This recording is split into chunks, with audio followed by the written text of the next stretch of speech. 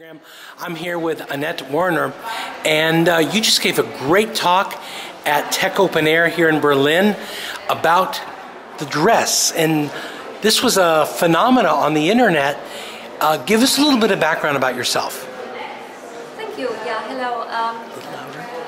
I work at the University of Tübingen, and we are interested at the question of how color is computed in the brain, because that is a really complicated process, which we also learned from the phenomenon of the dress. And what was so intriguing about the dress, what is so special about the dress, is the fact that people have two very strong opinions about it. There are two categories of people, the ones that see it as blue-black and the others that see it as more gold and white.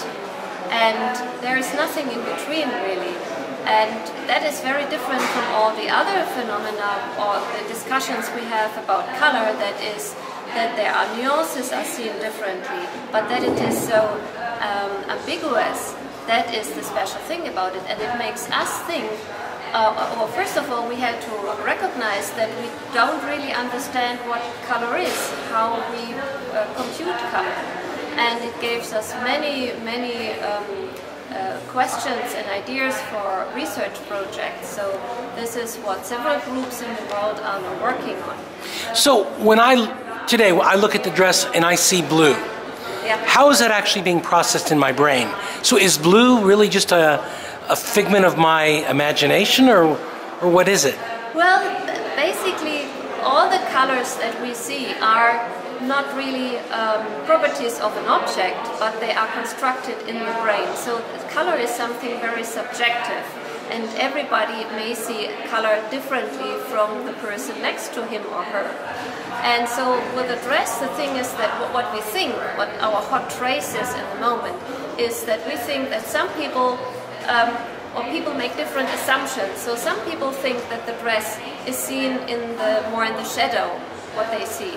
So their brain changes the color to be more white and gold.